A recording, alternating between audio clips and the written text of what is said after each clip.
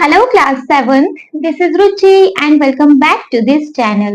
बच्चे देखिए, आज इस वीडियो में हम स्टार्ट करेंगे अपना चैप्टर नंबर 4 हिंदी बुक से पानी रे पानी का एक्सरसाइज। ठीक है, लास्ट वीडियो में हमने इस चैप्टर नंबर 4 का कंप्लीट एक्सप्लेनेशन देख लिया था।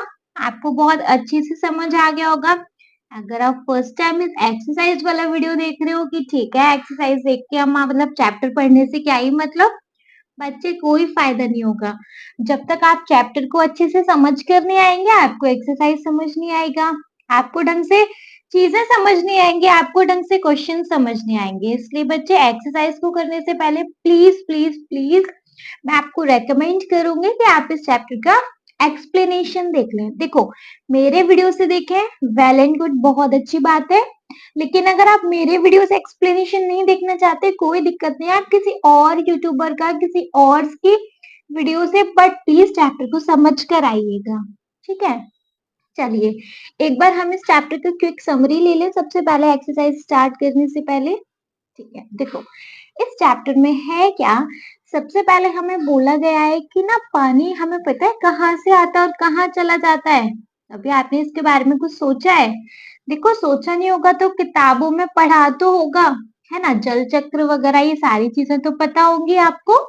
ठीक है, फिर आपको बोला गया है कि जल चक्र क्या होता है, वो थोड़ा सा आपको बता दिया गया है कि जल चक्र होता है कहीं भी किसी जगह से जहां पानी है वहां से पानी उड़ेगा। जब पानी बहुत ज्यादा गर्म है, मतलब अपने लेवल से ज्यादा गर्म है, पानी बॉइलिंग पॉइंट पर है, पानी धीमे धीमे उड़ता है। जब पानी पे धूप पड़ती है तो पानी उड़ता है। आपको दिखाई दे या ना दे, लेकिन पानी उड़ता है। ठीक है, पानी उड़ेगा, पानी जाएगा बादलों में, बादलों से क्या, बारिश होगी और वापस से पानी जहां से गया था वही वापस आ जाएगा, मतलब धरती पे वापस से पानी आ जाएगा। ये होता है जल चक्र। लेकिन अगर हम जल चक्र की बात छोड़ें तो हम ये आजकल क्या देख रहे हैं बच्चे, कि नलों में अब पूरी तरीके से पानी नहीं आता। नल खोलो तो सू की आवाज आती है ना। कभी पानी देर रात आ रहा है, कभी पानी जल्दी सुबह आ रहा है, इस तरीके से आता है। लोग क्या करते हैं भाई, अपनी नींद को छोड़ के सबसे पहले पानी भरते हैं, है ना। क्योंकि पानी का इतना शॉर्टेज है, अभी 1 घंटे के लिए पानी आ रहा है, फिर पानी नहीं आएगा तो फिर क्या करेंगे लोग, पानी भरने को चले जाते हैं। ठीक है, पानी भरने को जाते हैं भाई, पता चला एक टैप है एक कॉलोनी में, उसको उस पे एक लंबी लाइन लगी है 1 किलोमीटर तक, है ना। क्या हो रहा है वहां, किचकिच हो रही है, तू मैं हो रहा है कि तू कब से बाल्टी लेके खड़ा है, तू कितनी बाल्टियां भरेगा, वगैरह वगैरह, न जाने क्या क्या। इन रोज के टंटू से बचने के लिए लोगों ने क्या किया, अपने घरों में नलों में ही मोटर लगवा ली। मोटर से क्या होता है कि आसपास का पानी खिंच के उस मोटर में आने लगता है, तो पानी की और किल्लत। भाई और जगह कहाँ आएगा, एक ने लगवाई, 4 और घरों में मोटर लग गई, है ना। क्या देख रहे हैं हम कि पानी की कमी हर जगह बढ़ रही है, बढ़ ही रही है इससे भी पानी की कमी। और ये पानी की कमी बच्चे ऐसा नहीं कि सिर्फ और सिर्फ गांव में ही देखने को मिल रही है, कि ठीक है गांव में थोड़ा फाइनेंशियल कंडीशन का इश्यू रहता है तो गांव में ही दिख रही है, जी नहीं।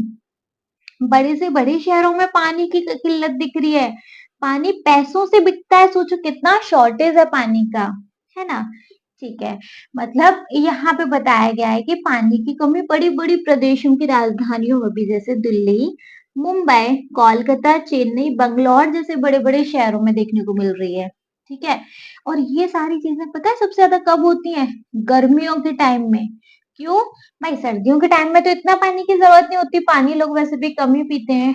लेकिन गर्मियों में क्या, कुछ भी खाए ना खाए पानी जरूर पियेंगे, है ना। तो मतलब पानी, गर्मियों में पानी का एहसास होता है कि पानी की कमी है।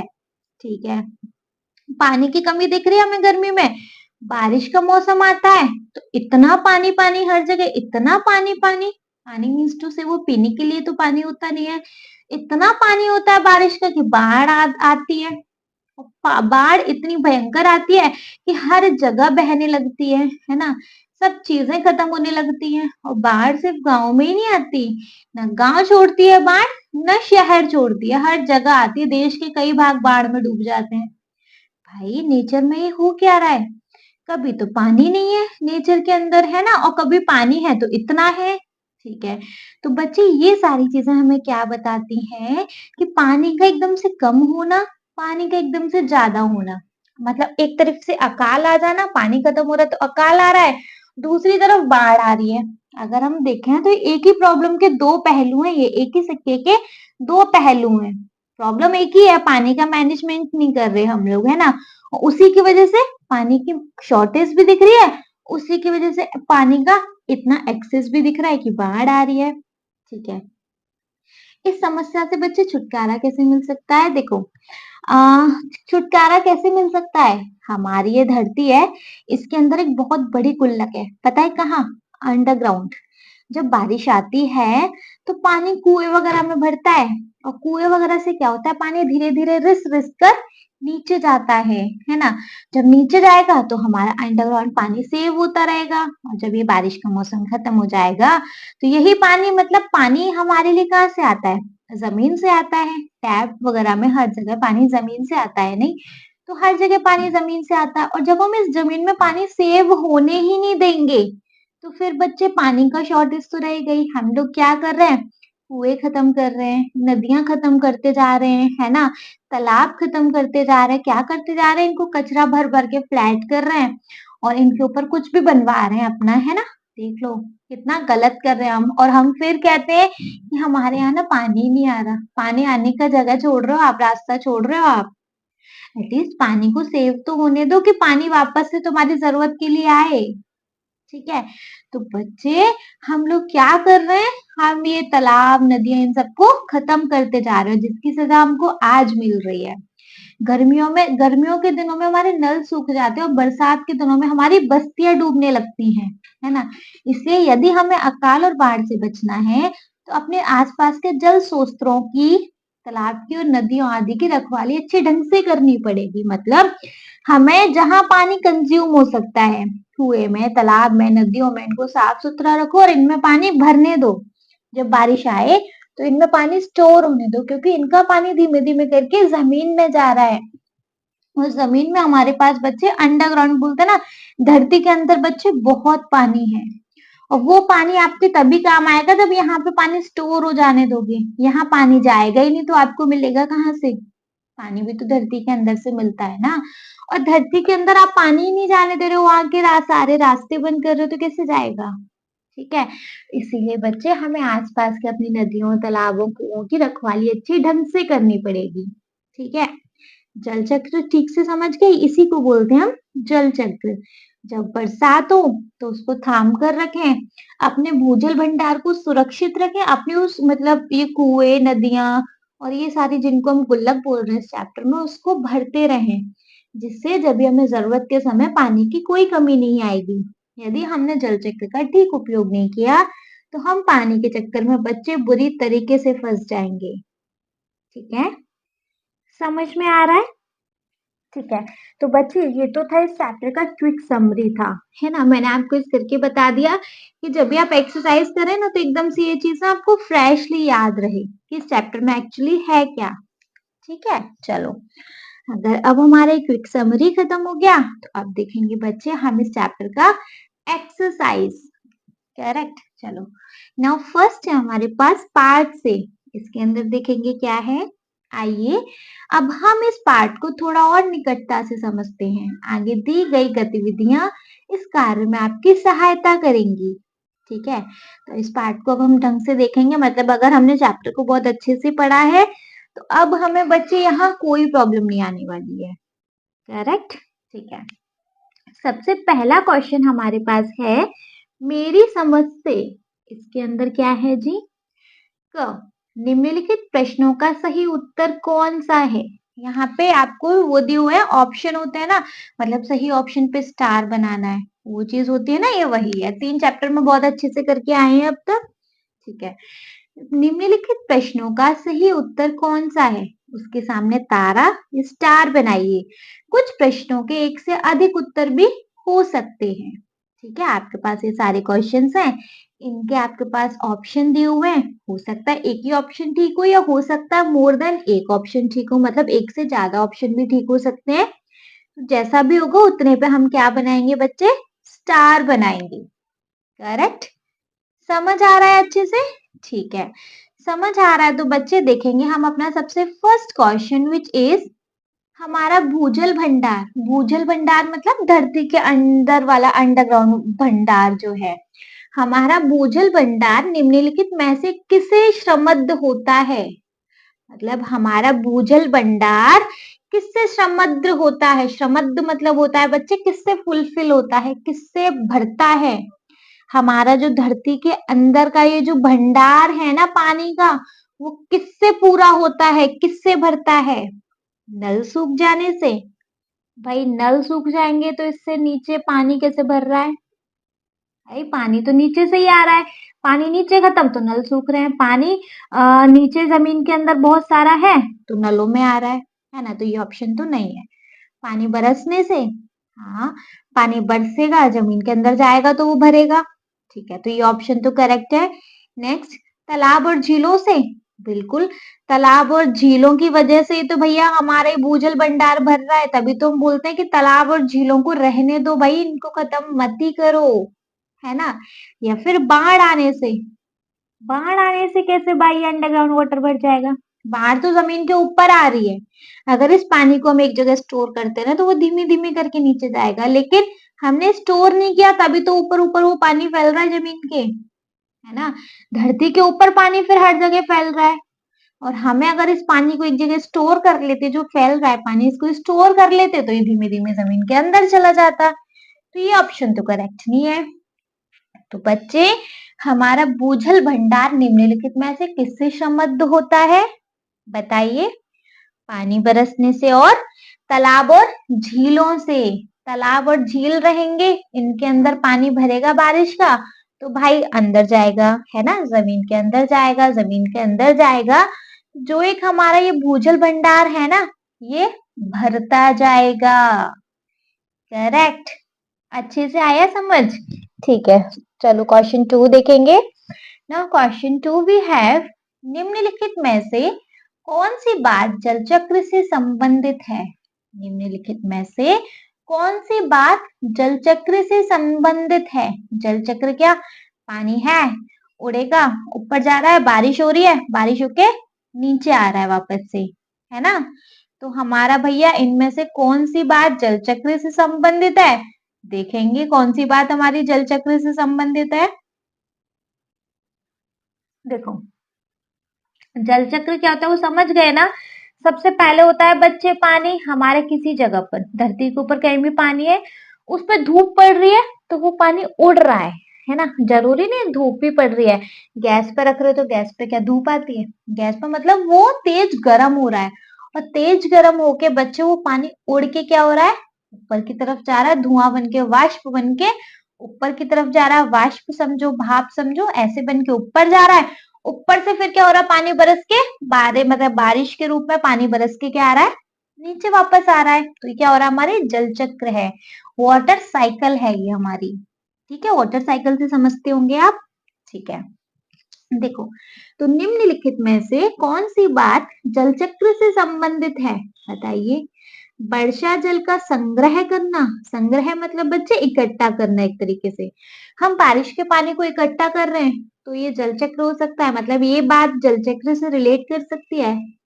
नहीं, ऐसा तो कुछ नहीं। ये बात तो भाई हमें ये बता रही है कि पानी को सेव करके रखो, आगे काम आएगा, इसको अंडरग्राउंड जाने दो। तो ये तो नहीं मैच हो रहा।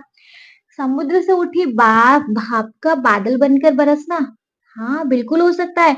समुद्र मतलब समुद्र है, समुद्र से भाप उठ रही है, बादलों में जा रही है, और फिर वो बादल पानी भर के फिर दोबारा से बरस के समुद्र में आ रहे हैं। तो ये जल चक्र है ना? पानी नीचे से ऊपर गया, ऊपर से बारिश बन के बरसा, फिर वापस से समुद्र में आ गया, है ना? तो ये तो बच्चे एग्जैक्ट आंसर है हमारे पास। समुद्र से उठी भाप का बादल बनकर बरसना, बिल्कुल एग्जैक्ट, एक्चुअली इसी को जल चक्र कहते हैं। नदियों का समुद्र में जाके मिलना, ये जल चक्र है। ये भी जल चक्र से संबंधित है। कैसे? नदी है भाई, नदी कहाँ जाके मिलती है? समुद्र में। ये भी एक जल चक्र दिखा रही है, स्टार्टिंग में ही देखा था ना हमने चैप्टर में। ठीक है, बरसात में चारों ओर पानी ही पानी दिखाई देना। आह, नहीं, ये तो जल चक्र नहीं है। बरसात में सिर्फ चारों ओर पानी ही पानी दिखाई देना, इसका क्या ही मतलब है? तो ये जल चक्र बच्चे नहीं है। क्वेश्चन नंबर 2, निम्नलिखित में से कौन सी बात जलचक्र से संबंधित है? समुद्र से उठी भाप का बादल बनकर बरसना और नदियों का समुद्र में जाकर मिलना, ये दोनों चीज क्या है हमारी जलचक्र में आती हैं। करेक्ट है। चलो थर्ड देखेंगे हम। इस बड़ी गलती की सजा अब हम सबको मिल रही है। यहाँ किस गलती की ओर संकेत किया गया है? बताइए कौन सी बड़ी गलती कर रहे हैं हम जिसकी सजा मिल रही है अब हमको? बताओ बताओ, कुएं नदी तालाब सबको खत्म करते जा रहे हैं ना, ये चीज इनको हम खत्म करते जा रहे हैं भाई। ये हमारी सबसे बड़ी गलती है और इस गलती की वजह से पानी हमारा अंडरग्राउंड नहीं हो पा रहा। अंडरग्राउंड नहीं जा पा रहा पानी, तो भाई पानी सेव नहीं हो पा रहा। पानी सेव नहीं हो पा रहा तो हमें पानी पीने को या पानी के यूज करने के लिए नहीं मिल रहा, है ना। ये गलती है। चलो ऑप्शन से देखेंगे क्या है। जल चक्र की अवधारणा को ना समझना, मतलब हम इस जल चक्र की क्या मतलब मेन इंपॉर्टेंस है उसको नहीं समझ रहे, ये इसकी सजा मिल रही है हमें। काय को? नहीं। आवश्यकता से अधिक पानी का उपयोग करना, ये बड़ी गलती कर रहे हैं क्या हम? बताओ। नहीं। तालाबों को कचरे से पाटकर समाप्त करना, हाँ, हम अपने तालाब नदी कुएं को बंद करते जा रहे हैं और इनको बंद कर रहे हैं तो बच्चे हमको फिर पानी कहीं नहीं मिल रहा। पानी कहीं कलेक्ट ही नहीं हो रहा, कहीं स्टोर ही नहीं हो रहा, कहीं स्टोर नहीं हो रहा, तो पानी फिर अंडरग्राउंड नहीं जा पा रहा, अपना भूजल भंडार भर ही नहीं पा रहा है ना। भूजल मतलब भू मतलब धरती, जल मतलब जल, तो धरती के अंदर जो पानी का भंडार है उसे हम बोलते हैं भूजल भंडार, जिसको इन इंग्लिश बोलते हैं हम अंडरग्राउंड वाटर, है ना। तो देखो, तालाबों को कचरे से पाटकर समाप्त करना, तो इस पे स्टार आ जाएगा। एंड सेकंड वन, भूजल भंडार के विषय में विचार न करना। भाई हम अंडरग्राउंड के बारे में सोच ही नहीं रहे कि अंडरग्राउंड हम वाटर को कैसे सेव करें। हम अगर इसके बारे में सोचेंगे तो हम ये कुएं तालाब वगैरह को बंद ही नहीं करेंगे, है ना। जब हम इस चीज को प्रॉब्लम ही नहीं समझ रहे तो उसका सॉल्यूशन कहाँ से लाएंगे? समझ रहे हो नहीं? तो एक ये भी हो सकता है कि भूजल भंडार के बारे में विषय में विचार ही नहीं करना, है ना। तो थर्ड पार्ट है, इस बड़ी गलती की सजा अब हमको सबको मिल रही है। यहाँ किस गलती की ओर संकेत किया गया है? तो बच्चे गलती क्या है? तालाबों को कचरे से पाटकर समाप्त करना और भूजल भंडार के बारे में विचार ना करना, बिल्कुल है बड़ी गलती। अगर हम इनके बारे में सोचेंगे तो भाई फिर हम ये कुएं तालाब पोखर नदी और इन सबको बंद ही नहीं करेंगे। ये बंद नहीं होंगे तो जब बारिश आएगी तो इनके अंदर पानी इकट्ठा होगा, इनके अंदर पानी इकट्ठा होगा तो रिस रिस कर जमीन के अंदर जाएगा, जमीन के अंदर जाएगा तो वो आपको वापस जरूर मिलेगा, है ना। और सेकंड, भूजल भंडार के बारे में हम सोच ही नहीं रहे। सोचेंगे तब तो कुछ सॉल्यूशन आएगा ना। हम तो आराम से अपने सिनेमा हॉल और क्या बोलते हैं ब्रिज और न जाने क्या 17 चीज अपने घर अपना कोई मॉल वगैरह ये सब बनवाने में वहां बिजी हैं। कुएं बंद कर दो, नदी को सुखा के खत्म करो, यहाँ पे ना हम अपना फ्लैट बनवाएंगे। क्या फायदा? पानी नहीं मिलेगा तो वैसे भी फ्लैट व्लैट का सब यहीं रखा रह जाएगा, पानी नहीं पियोगे तो आप तो, है ना। समझ में आया ये? ठीक है। तीनों पार्ट्स अच्छे से क्लियर हो गए? ठीक है, तो अब हम आएंगे बच्चे ख वाले पे, जहां पर है हम अपने मित्रों के साथ नहीं, अब अपने मित्रों के साथ संवाद कीजिए और कारण बताइए कि आपने यही उत्तर क्यों चुने। बच्चे देखो, हो सकता है कि आपके फ्रेंड्स के ऑप्शन आपसे डिफर हो, है ना। अगर आपके फ्रेंड के ऑप्शन आपसे अलग होते हैं तो आप उनसे पूछो कि भाई तेरा आंसर क्यों मतलब अलग है, तेरे पास इस बात का क्या रीजन है कोई और ऑप्शन चुनने का, या अपने ऑप्शन बताइए कि मैंने ऑप्शन इसलिए चुने कि मेरे पास इनका ये रीजन है। ठीक है, तो ये सारी कन्वर्सेशन करनी है आपको अपने फ्रेंड के साथ, जिसमें आपको रुचि मैम तो कोई हेल्प नहीं करने वाली, आपको फ्रेंड के साथ करनी है तो आप अपने फ्रेंड के साथ ये सारी कन्वर्सेशन कीजिए। ठीक है बच्चे, गॉट इट? इतना समझ आया? इतना समझ आ गया तो बच्चे फिर किस बात की देरी, चलो क्वेश्चन नंबर 2 देख लेंगे। नाउ क्वेश्चन नंबर बच्चे 2 वी हैव, मिलकर करें मिलान। चलो भाई साथ में मिलके मिलान करते हैं, मिलान बोले तो मैच इट करते हैं। पाठ में से कुछ शब्द समूह या संदर्भ चुनकर स्तंभ 1 में दिए गए हैं, उनके अर्थ स्तंभ 2 में दिए गए हैं। अपने समूह में इन पर चर्चा कीजिए और रेखा खींचकर सही मिलान कीजिए। क्या करना है बच्चे आपको? देखो, आपको लेफ्ट हैंड साइड पे स्तंभ 1 दिया है, राइट हैंड साइड पे स्तंभ 2 दिया है। आपको क्या करना है भाई? जो इनको मैच करने जैसी चीजें लगे आपको उसको मैच करना है। जैसे नंबर 1 वी हैव स्तंभ 1 में वर्षा जल संग्रहण, इसका क्या मतलब है? वर्षा जल संग्रहण, चलो एक बार ऑप्शन पढ़ लेते हैं। जमीन के नीचे छिपा भंडार, नहीं उसको तो भूजल बोलते हैं। वर्षा जल संग्रहण एक्चुअली क्या है वो यहाँ पे देख लेंगे। वर्षा के जल को प्राकृतिक अथवा कृत्रिम रूप से धरती में संग्रह करना। हाँ जी, यही है इसका, है ना? मतलब ये यहाँ पे कुछ कुछ वर्ड्स हैं, उनकी मीनिंग है यहाँ पे स्तंभ 2 में। ठीक है, तो वर्षा जल संग्रहण क्या है? वर्षा के जल को प्राकृतिक अथवा कृत्रिम रूप से या फिर मानवीय प्रयासों से धरती में संग्रह करना, मतलब इकट्ठा करके रखना। वर्षा जल संग्रहण, वर्षा के जल को इकट्ठा करना। तो वर्षा के जल को प्राकृतिक अथवा मानवीय प्रयासों से धरती में संग्रह करना। तो फर्स्ट वाले का आंसर क्या हो जाएगा बच्चे? 2 वाला करेक्ट है। जल संकट, जल संकट मतलब जल से रिलेटेड कोई प्रॉब्लम देखेंगे। देखो, सेकंड तो खत्म हो गया ऑप्शन। चलो फर्स्ट, जमीन के नीचे छिपा भंडार, नहीं। जल की अत्यधिक कमी होना, हाँ जी ये हो सकता है, पर एक बार फोर्थ देख लें। समुद्र से उठी भाप का बादल बनकर पानी में बदलना और वर्षा के द्वारा पुनः समुद्र में मिल जाना, ये तो जल चक्र है ना? तो जल संकट क्या है? जल की अत्यधिक कमी होना। जल संकट क्या है बच्चे? जल की अत्यधिक कमी होना।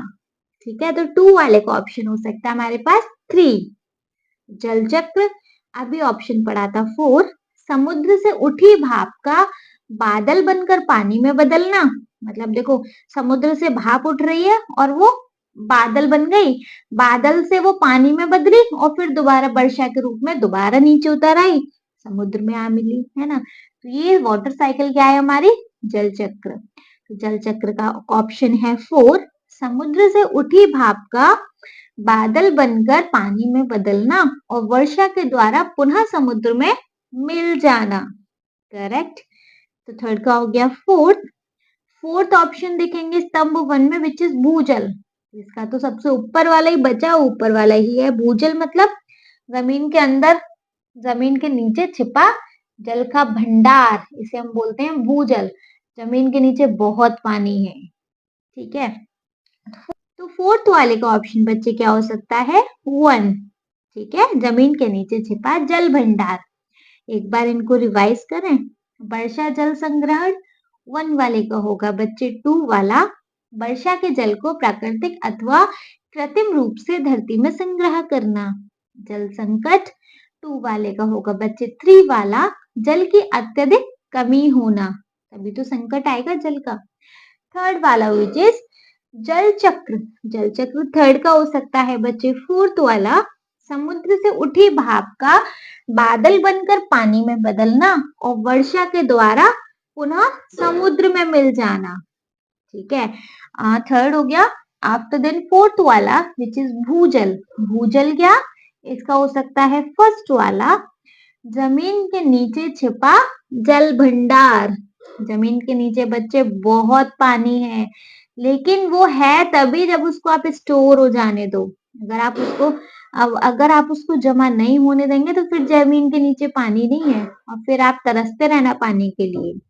ठीक है, समझ में आ गए सारे मैचेस? इनमें किसी को कोई डाउट है तो बच्चे कमेंट बॉक्स है ना अपने डाउट्स को ड्रॉप करने के लिए। अपने सारे डाउट्स को वही ड्रॉप करके जाओ, उसके बाद निश्चिंत हो जाओ, आपके सारे कमेंट्स के रिप्लाई मिल जाएंगे। ओके, चलिए नेक्स्ट क्वेश्चन देख लेंगे। नाउ बच्चे नेक्स्ट क्वेश्चन वी हैव पंक्तियों पर चर्चा। मतलब बच्चे अब हमारे पास यहाँ कुछ पंक्तियां हैं, अब इन पर हम करेंगे बच्चे कुछ चर्चा। चर्चा कैसी? बात करेंगे, कुछ देखेंगे भाई इसमें क्या है क्या नहीं है ना? देखेंगे तो बच्चे क्या है फर्स्ट वाले में, देखो, पहला है पानी आता भी है तो बेवक्त। इस लाइन का क्या मतलब है? बच्चे ये लाइन किसके बारे में बताई जा रही है? देखो, ये लाइन सबसे पहले तो बताई जा रही है उन टैप्स के बारे में। वो जो टैप्स लगे होते हैं ना, नल जो लगे होते हैं ना, एक कॉलोनी में लाइक एक या दो नल लग रहे हैं, है ना? क्या हो रहा है, उस पे लंबी लाइन लग रही है, बहुत लंबी लाइन लग रही है। लोग पानी भरने के लिए खड़े हुए हैं, उसके लिए किच-किच हो रही है ना? लड़ाई हो रहा है। क्यों हो रहा है भाई? पानी का शॉर्टेज है ना? तो सबसे पहले बच्चे अगर हम इसमें देखें, पानी आता भी है तो बेवक्त, इसका क्या मतलब हो सकता है? बताइए, इसका क्या मतलब हो सकता है? इसका मतलब हो सकता है पानी आता भी है तो बेवक्त। तो पानी की कमी दिखा रहा है सबसे पहले तो ये लाइन। पानी की आपूर्ति में अनियमितता, सॉरी, है ना? तो पानी की कमी है और वो भी अनियमित रूप से है। सेकंड क्या, और क्या कारण हो सकता है, पानी बेवक्त क्यों आता है? पाइपलाइन में लीकेज। बच्चे हो सकता है यहाँ आपके आंसर डिफर हो जाए, एग्जैक्ट आपको यही आंसर लिखने की जरूरत नहीं है जो मैं लिखवा रही हूँ। देखो, मेरी तरफ से ये आंसर हो सकता है। अगर आपको इस लाइन का कुछ और अच्छे से मतलब समझ में आ रहा है, आप उसको अपनी लैंग्वेज में लिख सकते हो, ठीक है? पानी आता भी है तो बेवक्त, क्या कारण हो सकता है? पानी की आपूर्ति में अनियमितता। सेकंड क्या हो सकता है? पाइपलाइन में लीकेज हो सकती है। वो जो पाइपलाइन है जहां से हमारा वो टैप कनेक्टेड है, हो सकता है बच्चे कि उस पाइपलाइन में लीकेज हो कुछ, है ना? तभी वहां पे पानी मतलब बेवक्त आ रहा है। आता भी है तो बेवक्त आ रहा है, तो बेवक्त आ रहा है, नहीं तो पता नहीं आ भी नहीं रहा। कभी कभी तो ऐसा हो रहा है। पाइपिंग स्टेशन का समस्या। पाइपिंग स्टेशन का समस्या क्या हो सकता है बच्चे? जहां से पानी आ रहा हो वहीं कुछ प्रॉब्लम हो, या फिर जल संचयन और आपूर्ति में असमानता। मतलब हो सकता है कि जल स्टोर करने में और जल को वहां तक आपको देने में, भेजने में कुछ असमानता हो रही हो। तो ये सारे कारण हो सकते हैं। भाई समाधान क्या हो सकता है? पाइपलाइन की मरम्मत में तत्परता। हम जल्दी से पाइपलाइन की मरम्मत करवा लें तो पानी बेवक्त नहीं आएगा। पाइपिंग स्टेशन का समुचित रखरखाव। भाई जो पाइपिंग स्टेशन है उसका अगर ढंग से हम उसकी रखवाली करेंगे तो कोई प्रॉब्लम नहीं आएगी। और जल संचयन मतलब जल को इकट्ठा करने में और जल की आपूर्ति करने में अगर हम बराबरी दिखाएं कि देखो एक एक बाल्टी सब ले लो, तो वो चीज हो जाएगी कि सबको बराबर बराबर मिलेगा, तो पानी एटलीस्ट मिलेगा, आएगा, है ना? समझ में आ रहा है? तो बच्चे पानी आता भी है तो बेवक्त, इसमें हम अपना आंसर दे सकते हैं। कारण हो सकता है नंबर वन, पानी की आपूर्ति में अनियमितता क्या हो जाता है मुझे। सेकंड हो सकता है पाइपलाइन में लीकेज। थर्ड हो सकता है पाइपिंग स्टेशन का समस्या। फोर्थ हो सकता है जल संचयन और आपूर्ति में असमानता। और इसके बच्चे क्या समाधान हो सकते हैं? पाइपलाइन की मरम्मत में तत्परता, पाइपलाइन की जल्द से जल्द मरम्मत हो जाए तो भाई बेवक्त पानी नहीं आएगा, टाइम से पानी आएगा और डेली आएगा। पाइपिंग स्टेशन का समुचित रखरखाव। और थर्ड हो सकता है जल संचयन और जल आपूर्ति में समानता। Get that? क्लियर है? ठीक है, क्लियर है तो बच्चे नेक्स्ट देखेंगे। नेक्स्ट एक पंक्ति है हमारे पास, देश के कई हिस्सों में तो अकाल जैसे हालत बन जाते हैं। मतलब अकाल कब पड़ता है? जब पानी की एक बूंद के लिए भी लोग तरस रहे हों, है ना? तो देश के कई हिस्से में बच्चे क्यों अकाल पड़ जाते हैं? बताइए क्यों पड़ जाते हैं? पानी की कमी की वजह से, है ना? लोगों ने पानी का मतलब ढंग से उपयोग नहीं किया, उसको ऐसे या तो वेस्ट किया या ढंग से उसको स्टोर नहीं किया। करेक्ट? तभी तो बच्चे देश के कई हिस्सों में अकाल जैसे हालत बन जाते हैं। तो बच्चे इसके क्या कारण हो सकते हैं, सबसे पहले वो देखेंगे। देखो, क्योंकि अपने सहपाठियों से मतलब अपने फ्रेंड के साथ डिस्कस करके आंसर लिखना है, तो आंसर बच्चे सबके मिसमैच हो सकते हैं। ऐसा नहीं कि भाई तेरा आंसर ये है मेरा ऐसा क्यों, ऐसा नहीं है, ठीक है? तो देश के कई हिस्सों में बच्चे अकाल जैसे हालत कब बन सकते हैं? या तो बारिश नहीं आ रही हो, बारिश की कमी हो, कि भाई बारिश नहीं आ रही, या तो सूखा पड़ा हुआ है, बारिश नहीं आ रही, पानी स्टोर नहीं हो पा रहा, वहां के कुएं जल मतलब नदी वगैरह में पानी स्टोर नहीं हो पा रहा, तो पानी अंडरग्राउंड भी नहीं जा पा रहा, है ना? तो बारिश की कमी हो सकती है। सबसे बड़ा रीजन तो अकाल पड़ रहा है तो बारिश की कमी। जल संसाधन का अभाव, वहां पे जो मतलब पानी को सप्लाई करने की वो जो संसाधन है वो उनकी कमी होगी, है ना। तो सेकंड हो सकता है जल संसाधन का अभाव। थर्ड हो सकता है जनसंख्या में वृद्धि। हो सकता है उस देश में लोग इतने ज्यादा हो कि वहां पानी कम पड़ रहा हो, इस करके वहां पे अकाल हो गया हो, है ना। हो सकता है जनसंख्या में वृद्धि। फोर्थ हो सकता है जल की बर्बादी। हमने पानी इतना वेस्ट किया कि लो जी भाई पानी खत्म हो गया, हो सकता है। या फिर ग्लोबल वार्मिंग और प्रदूषण। ग्लोबल वार्मिंग क्या, इतना धूप पड़ रही है, पानी सूख रहा है। प्रदूषण, इतना पॉल्यूशन है भाई कि पॉल्यूशन की वजह से अकाल पड़ गया। बहुत बड़ा रीजन है बच्चे ये भी, है ना।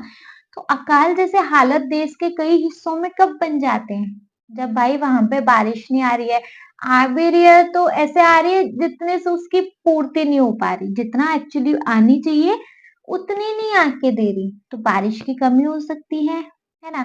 जल संसाधन का अभाव हो सकता है, मतलब कि जल सप्लाई करने की, वो जो पानी सप्लाई करने की जो संसाधन है, हमारे पास साधन है, उनकी कमी होगी, है ना।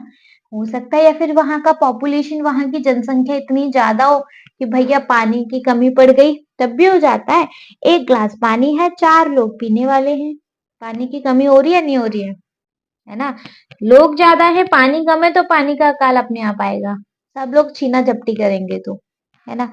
जल की बर्बादी, भाई इतना पानी फैला रहे हैं, 1 ग्लास की जरूरत है, 4 ग्लास वेस्ट कर रहे हैं, पानी की कमी तो अपने आप होगी।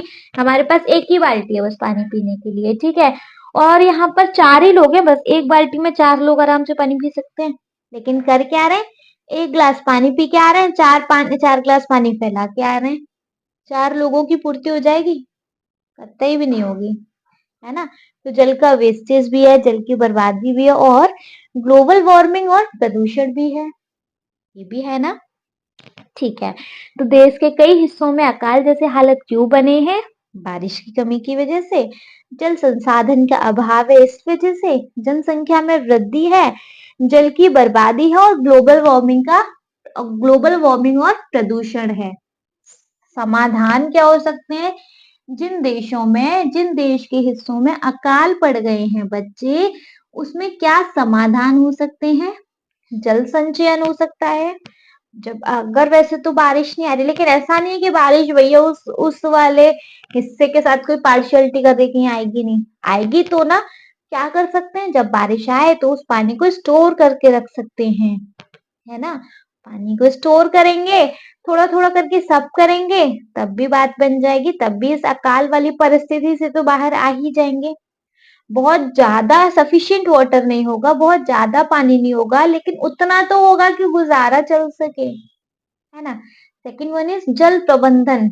जल प्रबंधन के अगर मतलब हमें जल को सप्लाई करने की फैसिलिटीज मिल जाए, पानी के कुछ प्रबंध हो जाए, पानी को अपने पास जमा करके रखने के, या पानी आने के, नलों में पानी आने के कुछ प्रबंध हो जाए, तब भी बात बन जाएगी, जल प्रबंधन हो गया तो। जल प्रदूषण का नियंत्रण, अगर हम जल प्रदूषण को रोक लें, तब भी बच्चे अकाल से बच सकते हैं। पता चला पानी नालियों में वेस्ट जा रहा है ना। जल प्रदूषण को हम रोक सकते हैं। जल प्रदूषण क्या, पानी को दूषित करना, किसी भी प्रकार से पानी दूषित हो रहा है, जल प्रदूषण का काम है। तो अगर हम जल प्रदूषण पर रोक लगा लें, तब भी पानी की बचत होगी, पानी की बचत होगी तो अकाल नहीं पड़ेगा, है ना। फोर्थ हो सकता है पेड़ पौधों का रोपण एवं संरक्षण। अगर हम पेड़ पौधे अगर लगाएंगे तो ग्लोबल वार्मिंग कम होगी, ग्लोबल वार्मिंग कम होगी तो अकाल की प्रॉब्लम नहीं होगी, है ना। तो बच्चे हमारे यहाँ क्या समाधान हो सकते हैं, नंबर 1 जल संचयन, जल को इकट्ठा करके रख सकते हैं। जल प्रबंधन, भाई पानी आने के कुछ प्रबंध कर सकते हैं। जल प्रदूषण का नियंत्रण, कि हमारे जो भी चीज जल को दूषित कर रही है, जिस वजह से ये जल प्रदूषण हो रहा है, उस पर रोक लगा सकते हैं। और पेड़ पौधों का रोपण, मतलब पेड़ पौधे लगा सकते हैं और उनको बचा के रख सकते हैं, जिससे कि ग्लोबल वार्मिंग जैसा प्रॉब्लम ना हो, ठीक है। तो देश के कई हिस्सों में तो अकाल जैसे हालत बन जाते हैं। इसका कारण और इसका समाधान क्या लिख सकते हैं? बारिश की कमी, जल संसाधन का अभाव, जनसंख्या में वृद्धि, जल की बर्बादी और ग्लोबल वार्मिंग और प्रदूषण कारण हो गए। समाधान क्या? जल संचयन, जल प्रबंधन, जल प्रदूषण का नियंत्रण और पेड़ पौधों का रोपण एवं संरक्षण क्या बोलती हूँ। ठीक है, समझ में आ गया बच्चे? ये आ गया तो चलो अब फिर नेक्स्ट देखेंगे। नाउ नेक्स्ट वी हैव कुछ दिनों के लिए सब कुछ थम जाता है। कुछ दिनों के लिए भाई सब कुछ थम जाता है। कब थमता है? बाढ़ आती है जब। बाढ़ कब आ रही है? जब हम पानी का ढंग से मैनेजमेंट नहीं कर पा रहे हैं तो फिर बाढ़ आ रही है ना? तो जब बाढ़ आती है तो सब कुछ थम जाता है। तो रीजन क्या हो सकता है भाई? अब इस लाइन का मतलब क्या हो सकता है कि कुछ दिनों के लिए सब कुछ थम जाता है। कारण क्या हो सकता है? जल भराव। आपके घर के बाहर जो कॉलोनी है, जो गली है, वहां पे इतना पानी भर गया, आप यहाँ से इस गली से बाहर नहीं जा पा रहे हो। आपका काम थम गया, रुक गया जब आप बाहर नहीं जा पा रहे तो एक रीजन हो सकता है कि जल भराव। सेकंड हो सकता है जल निकासी की समुचित व्यवस्था का अभाव। अब चलो ठीक है, माना जल भर भी गया, अब उसको निकल नहीं पा रहा। जब बाढ़ आ रही है या कोई ऐसा प्रॉब्लम हो रही है तो वो जल बाहर की तरफ फ्लो नहीं कर पा रहा, बाहर निकल नहीं पा रहा। इसकी व्यवस्था की कमी है। जल के बाहर निकलने की जो व्यवस्था है उसकी कमी हो गई, इसकी वजह से भी सब कुछ थम रहा है। थर्ड हो सकता है अपर्याप्त बुनियादी ढांचा। बच्चे हमने हो सकता है वो चीज इस तरीके से ना बनाई हो कि वहां से पानी मतलब हट सके।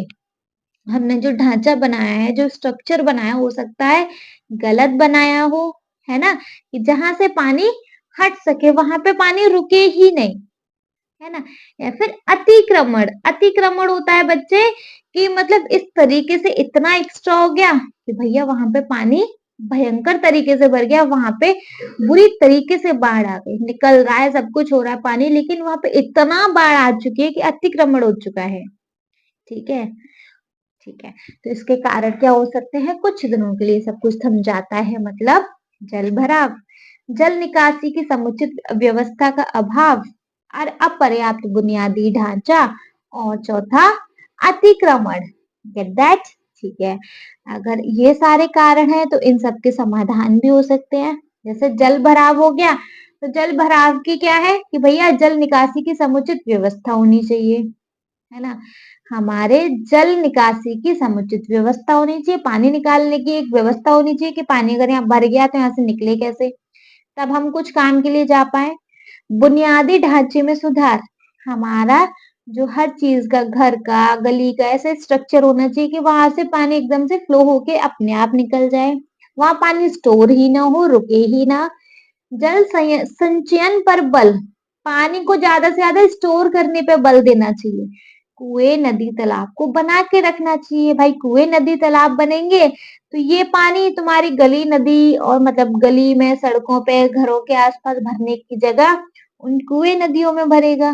भरेगा तो बाढ़ नहीं आएगी, बाढ़ नहीं आएगी तो सब कुछ थमेगा नहीं। तो जल संचयन पर बल देना चाहिए या जोर देना चाहिए, या फिर अतिक्रमण पर रोक देनी चाहिए, अतिक्रमण को रोक लगा देना चाहिए। ठीक है, तो कुछ दिनों के लिए सब कुछ थम जाता है, इसके कारण हो सकते हैं जल भराव, जल भर गया। सेकंड हो सकता है जल निकासी की समुचित व्यवस्था का अभाव। थर्ड हो सकता है अपर्याप्त बुनियादी ढांचा। फोर्थ हो सकता है अतिक्रमण। समाधान क्या हो सकते हैं? जल निकासी की समुचित व्यवस्था हो सकती है, बुनियादी ढांचे में सुधार हो सकता है, जल संचयन पर बल दिया जा सकता है और अतिक्रमण पर रोक लगाई जा सकती है। इससे बच्चे क्या होगा?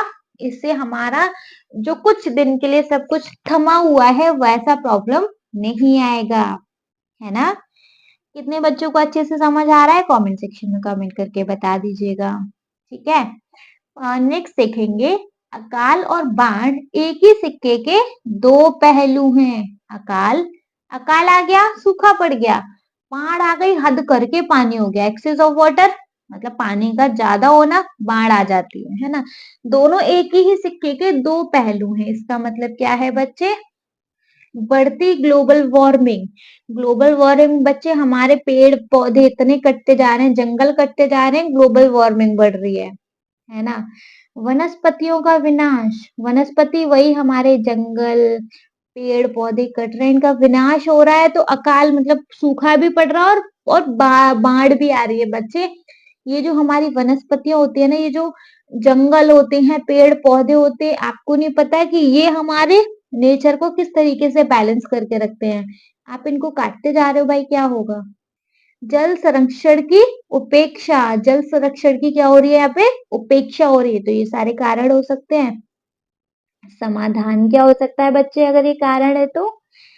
प्राकृतिक ऊर्जा का उपयोग।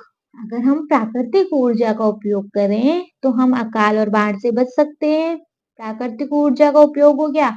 वनस्पति संरक्षण पर बल, मतलब हम कोशिश करें जंगल ना कटने दें, पेड़ों को ना कटने दें, जितना हो सकता है ज्यादा से ज्यादा लगाएं। जल संरक्षण की परंपरागत विधियों को अपनाना। कोशिश करें कि हम पानी को स्टोर करके रख सकें, जब बारिश आए तो पानी को स्टोर कर सके। स्टोर कैसे करेंगे? ये कुएं, नदी, तालाब, इनको बने रहने दें, इनको खत्म ना करें। ठीक है। इनमें पानी इकट्ठा होगा तो देखो अकाल नहीं पड़ेगा, क्योंकि पानी हमने पहले ही स्टोर करके रख लिया। जब गर्मी आएगी तो जमीन के अंदर से हमें पानी मिलेगा। और बाढ़ इसलिए नहीं आएगी क्योंकि ये पानी हमने एक जगह स्टोर कर लिया, वहीं स्टोर हो रहा है, तो इधर उधर फैलेगा ही नहीं, फैलेगा नहीं तो बाढ़ नहीं आएगी, है ना। तो अकाल और बाढ़ एक ही सिक्के के दो पहलू हैं। इसका कारण हो सकता है बढ़ती ग्लोबल वार्मिंग, सेकंड हो सकता है वनस्पतियों का विनाश, थर्ड हो सकता है जल संरक्षण की उपेक्षा। क्लियर? समाधान क्या हो सकते हैं इसके? प्राकृतिक ऊर्जा का उपयोग, वनस्पति संरक्षण पर बल, जल संरक्षण की परंपरागत विधियों को अपनाना। क्लियर? अच्छे से क्वेश्चन क्लियर हो गया? ठीक है, अगर ये क्वेश्चन क्लियर हो गया तो बच्चे फिर किस बात की देरी, क्वेश्चन देखेंगे बच्चे अपना नेक्स्ट। नाउ बच्चे नेक्स्ट क्वेश्चन वी हैव सोच विचार के लिए। सोच विचार के लिए थोड़ा सोचना और विचार करना है। लेख को एक बार पुनः पढ़िए और निम्नलिखित के विषय में पता लगाकर लिखिए। लेख मतलब जितना भी स्टोरी है इसको दोबारा से पढ़ो। अब भाई दोबारा से तो नहीं पढ़ेंगे, अलग से एक वीडियो आ गया है इसका, जो एक्सप्लेनेशन एकदम डीप है, एकदम ढंग से है, अच्छे से है। और फिर मैंने चैप्टर को स्टार्ट मतलब एक्सरसाइज को स्टार्ट करने से पहले भी आपको एक रिकैप दे दिया है, तो दोबारा से तो पढ़ने की जरूरत है नहीं जी। ठीक है, तो लेख को एक बार पुनः पढ़िए, पढ़ी रखा है, और निम्नलिखित के विषय में पता लगाकर लिखिए, और आगे चीजों के बारे में पता लगाकर लिखना है। लिख देंगे। देखो, first we have we have पाठ में धरती को एक बहुत बड़ी गुल्लक क्यों कहा गया है? बताइए बच्ची। धरती एक गुल्लक ही तो है। गुल्लक का काम क्या होता है? अगर आपके पास एक गुल्लक है तो गुल्लक का काम क्या होता है? चीज को स्टोर करके रखना, किसी चीज को जमा करके रखना। गुल्लक में चीज जमा होती है, ज्यादातर पैसे जमा होते हैं, है ना। पैसों की गुल्लक होती है तो उसमें पैसे जमा होते हैं, और जब जरूरत होती है हम वो पैसे निकाल लेते हैं। तो धरती भी तो एक गुल्लक है। इस मतलब धरती के अंदर भी तो एक गुल्लक है, जिसमें पानी जमा हो सकता है, जिसमें पानी हमेशा से जमा होता आया है। जब जरूरत पड़ती है, जब ये बारिश आना बंद हो जाता है, तो बच्चे क्या होता है, इसी पानी को हम यूज करते हैं गर्मियों में, है ना। इससे हमारा अकाल भी नहीं पड़ता और बाढ़ भी नहीं आती। इसलिए बच्चे धरती एक हमारी गुल्लक है। ठीक है, और क्योंकि धरती एक गुल्लक है तो बच्चे क्या आंसर लिख सकते हैं? पानी रे पानी पाठ में धरती को एक बहुत बड़ी गुल्लक कहा गया है। क्यों क्या कहा गया है? क्योंकि इसमें पानी का भंडार है, और यह पानी को संचित करती है। संचित मतलब जमा करती है, इकट्ठा करती है ना। गुल्लक का काम होता है पैसों को जमा करके रखना अपने अंदर।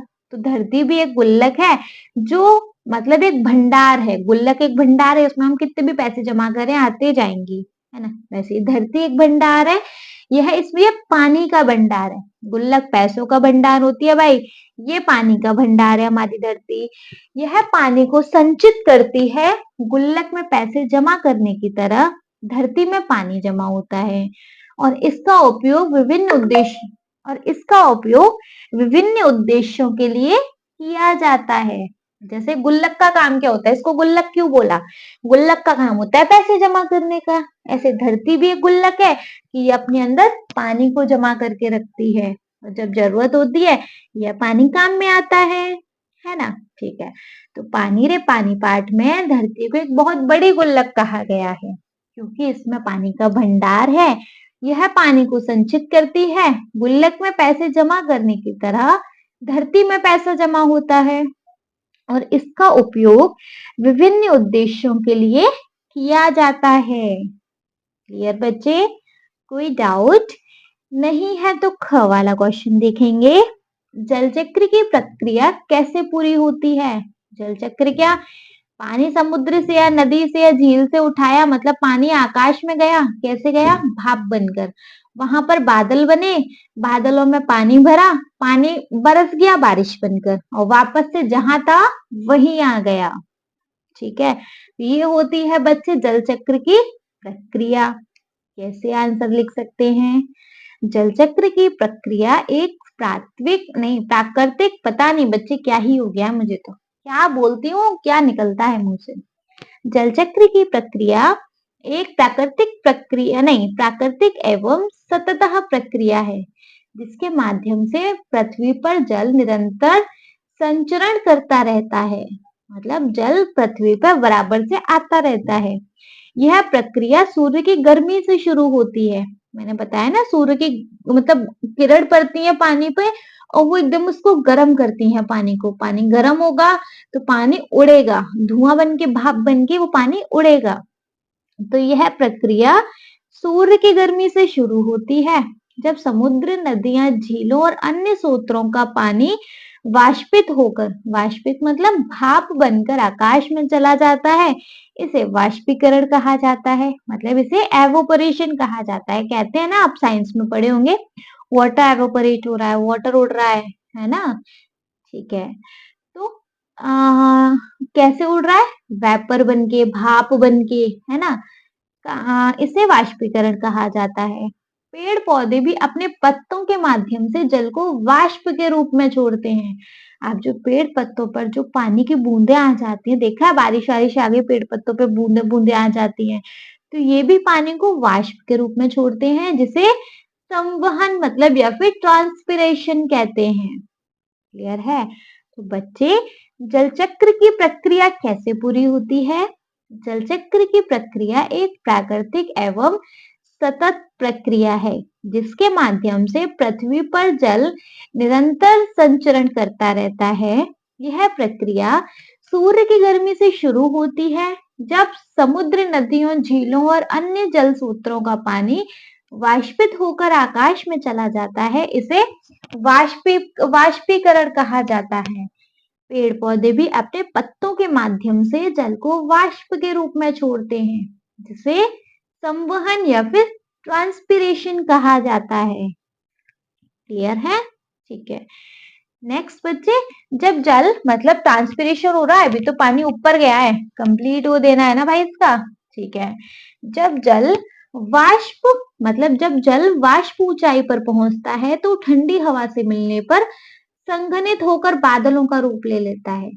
जब वो जो भाप है हमारी जो उड़ के ऊपर गई, तो ऊपर ठंडी हवा है ना, और ठंडी हवा जब उस भाप से मिली तो वो बादल बन जाता है, तो बादलों का रूप मिल गया उसको, उस भाप को, है ना। इस प्रक्रिया को संघनन या फिर कंडेंसेशन कहते हैं।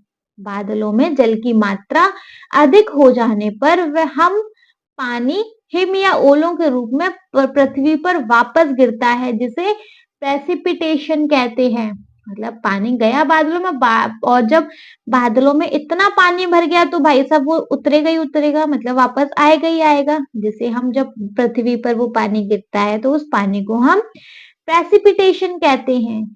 यह जल पुनः मतलब दोबारा, और वो जो पानी है वो दोबारा नदियों में, झीलों में, समुद्र में और भूजल में एकत्र हो जाता है। मतलब ये पानी यहीं से गया था, वापस यहीं आ गया और भूजल में भी इकट्ठा हो रहा है, मतलब धरती के अंदर। ये पानी तभी तो काम आएगा। इस प्रकार यह पानी फिर से वाष्पित होकर जल चक्र को जारी रखता है और फिर दोबारा क्या करता है, बारिश आ गई, जहां आना था पानी वापस से फिर वहीं आ गया, फिर दोबारा से पानी वाष्प बनकर फिर उड़ेगा, है ना?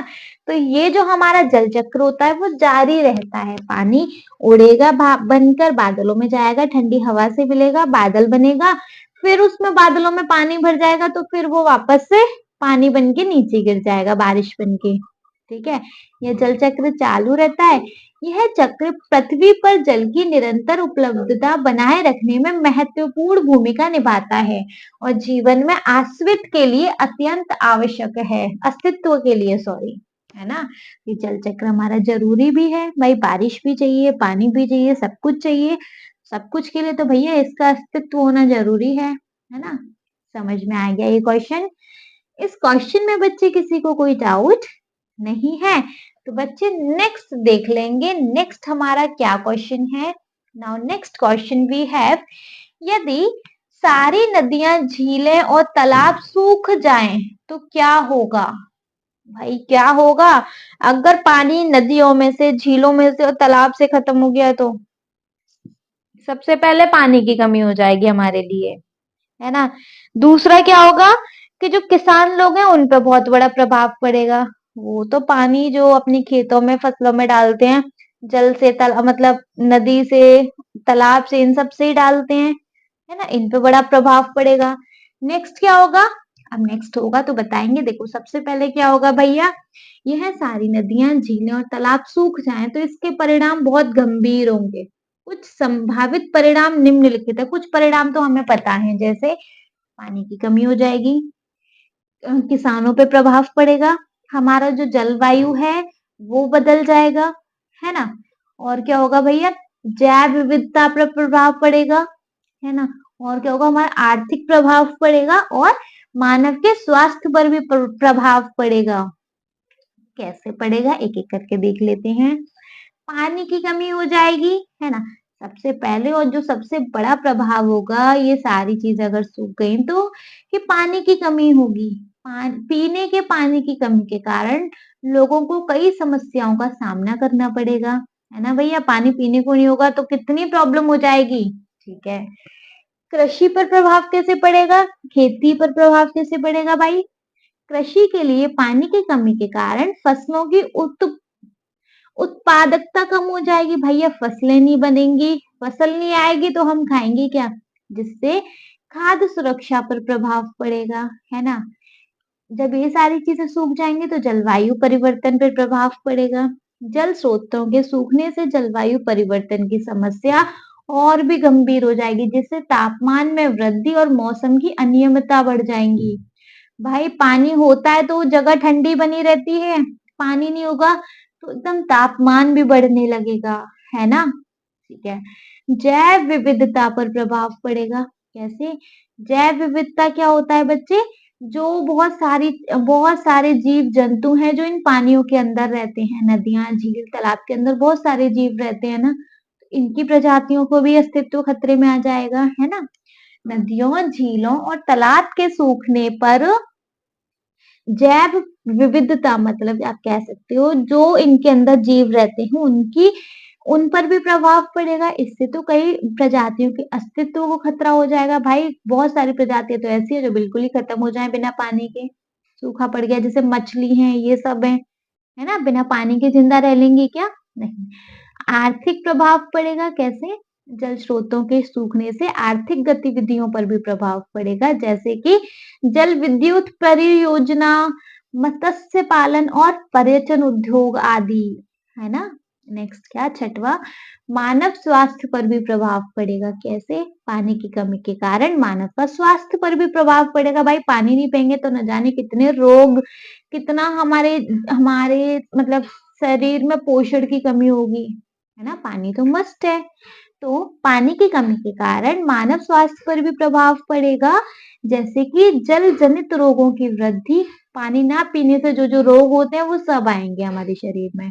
और हमारे शरीर में पोषण की कमी हो जाएगी, है ना जी? इन परिणाम को देखते हुए जल स्रोतों का संरक्षण और प्रबंध करना बहुत जरूरी है। इसीलिए भैया जल स्रोतों का मतलब ये कुएं, नदी, झील, तालाब, इनका प्रबंधन, इनको बचा के रखना बहुत जरूरी है, इनका प्रबंध करना बहुत जरूरी है।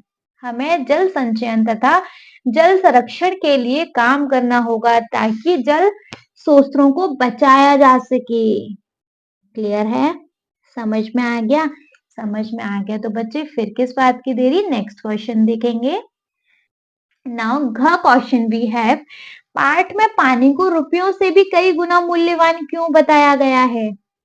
बताओ, पाठ में पानी को पैसों से भी ज्यादा मूल्यवान बताया गया है, क्यों? भाई पानी पैसों से भी ज्यादा मूल्यवान है कि पानी तो जीवन के लिए ही जरूरी है। एक बार को पैसा नहीं है, जीवन कट जाएगा। पानी नहीं है तो नहीं कटेगा, है ना? तो पानी रे पानी पाठ में रुपए से भी कई गुना मूल्यवान बताया गया है पानी को। क्यों? क्योंकि पानी जीवन के लिए अत्यंत आवश्यक है, बहुत जरूरी है। पानी के बिना जीवन असंभव है।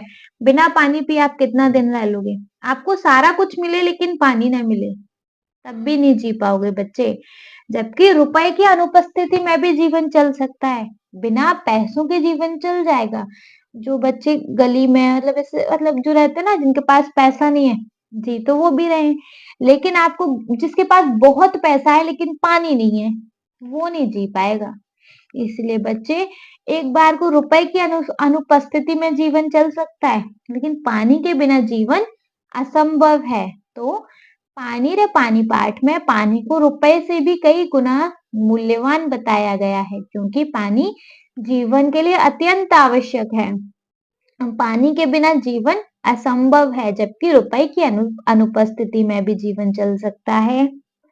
पानी की महत्वता को इस प्रकार समझा जा सकता है कि जीवन के लिए आवश्यक है पानी, हमारे स्वास्थ्य के लिए महत्वपूर्ण है और अनिवार्य आवश्यकता। और इसके अलावा भी बहुत मतलब एक पानी एक ऐसी हमारी जरूरत है जिसका कोई विकल्प नहीं है फिर, है ना? तो जीवन के लिए आवश्यकता है तो पानी जीवन के लिए आवश्यक है। यह मनुष्य की प्रथम आवश्यकता है, जबकि रुपए की आवश्यकता बाद में आती है। पैसा जरूरी है, लेकिन पानी के कंपैरिजन में पैसे का कोई मूल्य नहीं है, पहले पानी है ना? स्वास्थ्य के लिए पानी कितना महत्वपूर्ण है? पानी स्वास्थ्य के लिए महत्वपूर्ण है, जबकि रुपए से स्वास्थ्य नहीं खरीदा जा सकता, है ना? और अनिवार्य आवश्यकता, पानी एक अनिवार्य आवश्यकता है, जबकि रुपए की आवश्यकता वैकल्पिक है। मतलब एक बार को पैसा होना ना होना ठीक है, एक ऑप्शन में आ जाता है कि बिना पैसे के भी जीवित रह लेंगे, लेकिन पानी तो एक ऐसी आवश्यकता है, इसका कोई विकल्प ही नहीं है भाई। इन कारणों से पानी को रुपए से भी कहीं गुना मूल्यवान बताया गया है। आ रहा है ना समझ में? पानी है तो सब कुछ है, पैसा है नहीं है कट जाएगा जीवन, मुश्किल कटेगा लेकिन कट जाएगा, है ना? ठीक है बच्चे, नेक्स्ट क्वेश्चन है शीर्षक। शीर्षक क्या? इस पाठ का शीर्षक पानी रे पानी दिया गया है, का वाला क्वेश्चन है। पाठ का यह नाम क्यों दिया गया होगा? अपने सहपाठियों के साथ चर्चा करके लिखिए, अपने उत्तर का कारण भी लिखिए। बच्चे बताओ, इस चैप्टर का नेम है पानी रे पानी, यही नाम क्यों है? बताओ, यही नाम क्यों है पानी रे पानी, कोई और नाम क्यों नहीं है? ठीक है, तो बच्चे देखो, इसका क्या मतलब हो सकता है? इस पाठ का शीर्षक पानी रे पानी दिया गया है, पाठ का यह नाम क्यों दिया गया होगा बताओ? तो पाठ का शीर्षक पानी रे पानी दिया गया है क्योंकि यह शीर्षक पाठ के मुख्य विषय को दर्शाता है, जो पानी की महत्वता को समझने के लिए है। बच्चे देखो, चैप्टर का नेम पानी रे पानी, समझ में आ गया कि पूरा चैप्टर पानी के ऊपर है ना? इसीलिए हमने इसका नाम दिया है पानी रे पानी। इस शीर्षक के पीछे के कारण, मतलब यही शीर्षक क्यों? पानी की महत्वता, भावनात्मक अपील, मतलब एक तो पानी की महत्वता, पानी का इंपॉर्टेंस बताया गया है कि भाई पानी जरूरी है, समझ लो इसे। और इसके पीछे की एक अपील है, इमोशनल अपील है कि बच्चे प्लीज आप सबसे निवेदन है कि आप पानी के महत्व को समझो, उसको वेस्ट ना करो, उसको स्टोर करके रखो, एक अपील है। और सरल और स्पष्ट, और कितना सिंपल सा ये हमारा टाइटल है, शीर्षक है, इसलिए इसका नाम ये पानी रे पानी दिया गया है ना। पहला है पानी की महत्वता। पाठ में पानी की महत्वता और इसका महत्व को समझाया गया है, जो कि शीर्षक से प्रतिबिंबित होता है ना। नाम पढ़ते ही समझ जाओगे पानी के बारे में। पानी की इंपॉर्टेंस है इसमें। भावनात्मक अपील। शीर्षक पानी रे पानी में एक भावनात्मक अपील है, जो पाठक को पानी के महत्व को समझाने के लिए प्रेरित करती है, और एकदम सरल और स्पष्ट है। शीर्षक सरल और स्पष्ट है, जो पाठक को पाठ के मुख्य विषय को समझने में मदद करता है। कितना सरल और सिंपल हमारा टाइटल है, इसका शीर्षक है। इन कारणों से स्पष्ट है कि यह शीर्षक पाठ के लिए उपयुक्त है। उपयुक्त मतलब बेस्ट है, और पाठक को पाठ के मुख्य विषय को समझाने में मदद करता है। ठीक है, क्लियर है ये चीज? ठीक है, इसलिए बच्चे यह जो शीर्षक है वो बेस्ट है, और इसके लिए बच्चे आप क्या करेंगे, अपने फ्रेंड के साथ डिस्कशन करिए। उनको कुछ और बातें लगती हैं तो आप वो बताइएगा, ठीक है, उनको लिख दीजिएगा। ठीक है, नेक्स्ट देखेंगे बच्चे। नेक्स्ट क्वेश्चन वी हैव शब्दों की बात। शब्दों की बात में बच्चे क्या है भाई, वो देख लेंगे। शब्दों की बात में है बच्चे बात पर बल देना, बात पे जोर देना।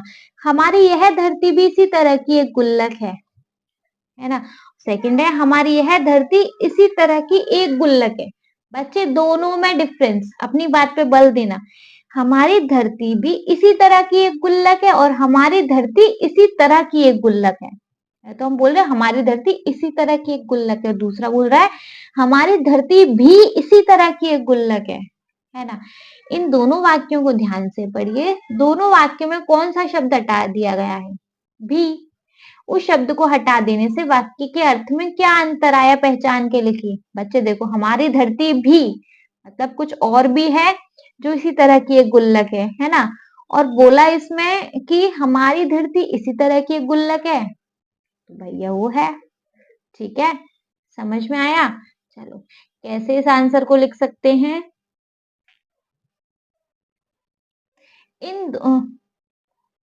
हटा हुआ शब्द भी है, जिसका अर्थ है सहित या अतिरिक्त। मतलब इसका अर्थ है कि अच्छा कुछ और भी होगी, ये भी है, मतलब साथ में सहित या अतिरिक्त भी एक निपात है।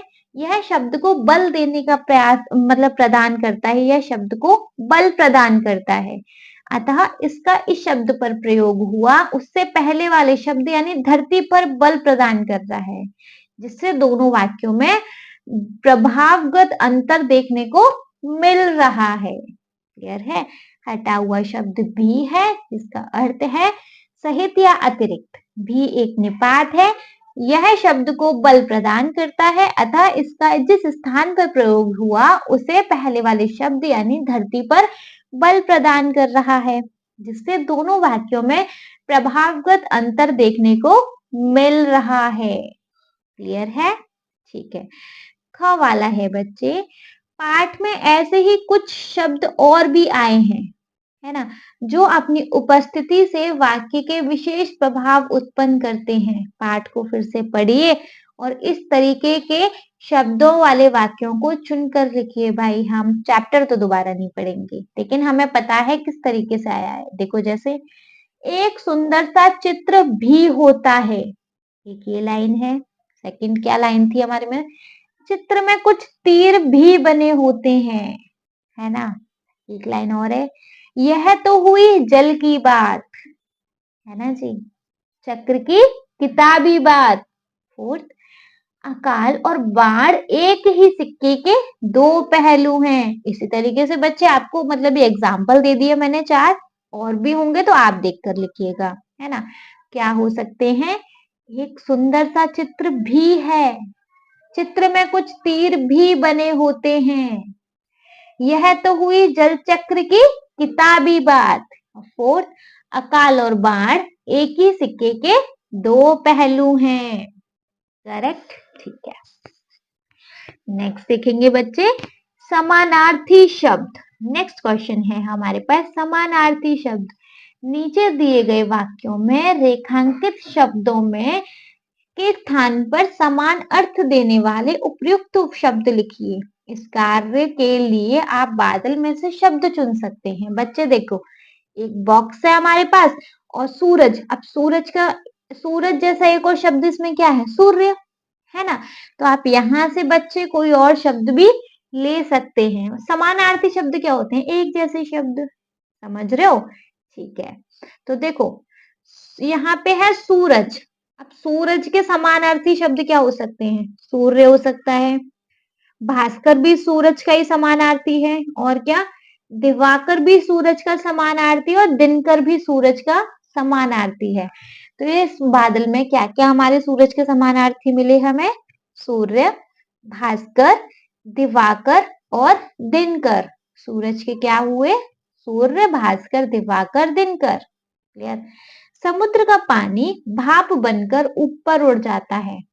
वर्ड पे अंडरलाइन हो रही है भाप। तो भाप का बच्चे इस बादल में से कौन कौन से हमारे समानार्थी हैं? देखो, वाष्प भाप का समानार्थी और नीर। अगर आपने ग्रामर में समानार्थी अच्छे से पढ़ के आए हो तो यहाँ कोई प्रॉब्लम नहीं होगा, है ना? तो वाष्प भाप का समानार्थी शब्द है वाष्प और नीर। ठीक है, गवाला देखेंगे, गवाले में है अचानक बादल गरजने लगे। अंडरलाइन वर्ड है यहाँ पर बादल। बादल का बच्चे क्या हो सकता है? मेघ। इस बादल में से देखेंगे बस मेघ, जलद, वारिद और समीर। मेघ, जलद, वारिद और समीर। बचा घ वाला। जल चक्र में हवा की भी बहुत बड़ी भूमिका है। जल चक्र में हवा की भी बहुत बड़ी भूमिका है। हवा, हवा का क्या हो सकता है बच्चे? वायु और पवन। जो यहाँ पर हैं वही लिखेंगे बस। ठीक है, तो सूरज का हो गया सूर्य, भास्कर, दिवाकर, दिनकर। भाप का हो गया वाष्प, नीर। मेघ का हो गया जलद, वारिद, समीर। और घ वाला हवा का हो गया वायु और पवन। क्लियर है? ठीक है, नेक्स्ट क्वेश्चन देख लेंगे। नेक्स्ट क्वेश्चन वी हैव बच्चे उपसर्ग। उपसर्ग क्या होते हैं? शब्दों के आगे हमने कुछ भी लगा दिया, उससे शब्द चेंज हो गया, है ना? जैसे देश के कई हिस्सों में तो अकाल जैसे हालत बन जाते हैं। उपयुक्त वाक्य में रेखांकित शब्द में अ ने काल शब्द में जुड़कर एक नया अर्थ बना दिया। काल था, काल में अ लगा दिया, मतलब अ क्या है यहाँ पे? उपसर्ग, है ना? उपसर्ग और प्रत्यय कुछ ऐसा करके होता है नहीं ऊपर, है ना? अ मतलब उपसर्ग, जो शब्द के आगे लग के शब्द का नया अर्थ बना देते हैं, उनको बोलते हैं उपसर्ग। काल का अर्थ होता है समय या मृत्यु, जबकि अकाल का अर्थ है कुसमय या सूखा। तो देखो, एक अ लगा काल में और नया शब्द बन गया। कुछ शब्दांश किसी शब्द के आरंभ में जुड़कर उसके अर्थ में परिवर्तन कर देते हैं या कोई विशेषता उत्पन्न कर देते हैं। इस प्रकार नए शब्दों का निर्माण करते हैं। इस तरह के शब्दांश उपसर्ग कहलाते हैं। आइए कुछ और उपसर्ग की पहचान करते हैं। देखो, जैसे देश के अंदर कैसे उपसर्ग लग सकते हैं? प्रदेश। वि लगा तो विदेश। पर लग गया एक उपसर्ग तो परदेश, परदेश। स्वदेश। और क्या हो सकता है? प्रदेश। देखो, ये सारे उपसर्ग लगे तो प्र लगा तो प्रदेश, वि लगा तो विदेश, पर लगा तो परदेश और सो लगा तो स्वदेश। ठीक है, अब आप भी उपसर्ग के प्रयोग से नए शब्द बनाकर उनका वाक्यों में प्रयोग कीजिए। अच्छा, इनका वाक्य प्रयोग भी करना है बच्चे। शब्द बनाना है आपको। शब्द बनाने के बाद बच्चे आपको क्या करना है? वाक्य प्रयोग भी करना है, मतलब जो शब्द बनेगा उसका वाक्य प्रयोग भी करना है। ठीक है, जैसे सबसे पहले पात्र में हमने लगाया सु, तो ये क्या हो गया? सुपात्र। सुपात्र का क्या हो सकता है? दान। सुपात्र को ही देना चाहिए। सुपात्र मतलब जो उस दान के लायक हो। दान उसी को दे जो उसके लायक हो, जो उसका सुपात्र हो। ठीक है, फिर क्या लगा बच्चे? देखो, अपात्र। अपात्र क्या होता है? मतलब उस पद के, उस चीज के योग्य ना होना। तो अपात्र को पद नहीं मिलना चाहिए, जो उसके योग्य नहीं है उसको पद नहीं मिलना चाहिए। अब नेक्स्ट, ज्ञान में अ लग गया तो अज्ञान। अज्ञान का क्या वाक्य प्रयोग बना सकते हैं? अज्ञान ही मनुष्य के सभी दुखों की जड़ है। अज्ञान मतलब किसी चीज के बारे में ज्ञान ना होना, है ना? तो अज्ञान ही मनुष्य के सभी दुखों की जड़ है। ज्ञान के अंदर वि लग गया तो विज्ञान। तो विज्ञान क्या? विज्ञान विशिष्ट ज्ञान है। विज्ञान हमारा सबसे बड़ा ज्ञान है। ठीक है जी। नेक्स्ट है बच्चे, हमारे पास आ जाती है आपकी बात। अब आपकी बात के अंदर क्या है भैया, देखेंगे हमारी बात के अंदर क्या है। चलो, आपकी बात के अंदर आता है, कहाँ गया जी? क वाला है, धरती के गुल्लक में जल राशि की कमी ना हो इसके लिए आप क्या क्या प्रयास कर सकते हैं? अपने सहपाठियों के साथ चर्चा करके लिखिए। बच्चे ओरली समझाएंगे इसको कि हमारी धरती के गुल्लक में जल राशि की कमी ना हो इसके लिए आप क्या क्या करेंगे भाई, बताइए। क्या करोगे कि आपके अंडरग्राउंड वाटर खत्म ना हो, कम ना हो, इसके लिए जल संचयन करोगे, जल इकट्ठा करोगे। जब बारिश आएगी तो आप ये कुएं वगैरह को खत्म नहीं होने दोगे।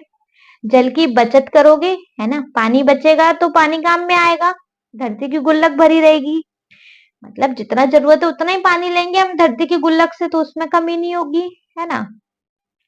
वृक्षारोपण, जितने हो सकते हैं उतने वृक्ष लगाओगे तो जल चक्र बना रहेगा। जल चक्र बना रहेगा तो वो आपके जल राशि को बढ़ा देगा। जल प्रदूषण नियंत्रण, भाई जल के प्रदूषण को आप नियंत्रण में रखोगे तो वो आपकी जल राशि को सुरक्षित रखेगा, आपके पानी को खराब नहीं होने देगा, है ना? नेक्स्ट क्या हो सकता है बच्चे? जागरूकता, मतलब हमें इस चीज के बारे में जागरूक होना पड़ेगा कि जल राशि में कोई कमी ना आए। ठीक है, तो बच्चे क्या क्या हो सकता है? धरती के गुल्लक में जल राशि की कमी ना हो इसके लिए हम निम्नलिखित प्रयास कर सकते हैं। आंसर बच्चे अगेन मिसमैच हो सकते हैं क्योंकि ये अपने ओन आंसर लिखने हैं। नंबर 1 जल संचयन, जल इकट्ठा कर सकते हैं हम।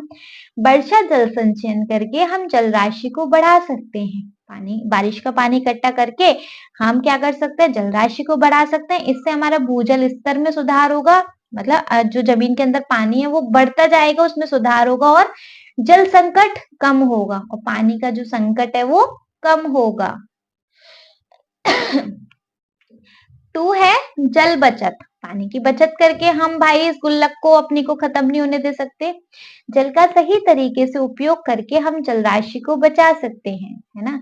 जैसे कि नहाते समय शावर के बजाय बाल्टी का उपयोग करना, पानी को बर्बाद नहीं करना आदि, है ना? बहुत सारी चीजें, हमें जितना जरूरत है पानी उतना यूज करो, नहीं एक ग्लास पानी पीना तो एक ही ग्लास लेके आओ ना, एक जग क्यों भर के लेके आ रहे हो, फिर उसको फैला दे रहे हो आप, है ना? तो जल की बचत करने वाले ऐसे हम बहुत सारे काम कर सकते हैं। वृक्षारोपण, वृक्ष लगा सकते हैं। वृक्षारोपण करके हम जल चक्र को बनाए रख सकते हैं, जल राशि को बढ़ा सकते हैं इससे। जल प्रदूषण नियंत्रण, भाई हम अपना जो जल है उसको प्रदूषित होने से रोक सकते हैं। जल प्रदूषण को नियंत्रण रख के हम जल राशि को सुरक्षित बना सकते हैं। कैसे भाई? नदियों में कूड़ा करकट फेंक देते हो, है ना? मतलब ये कितना, जहां पानी स्टोर हो सकता है उसको सबको गंदा करके रखते हो, जल प्रदूषण हो रखा है इससे।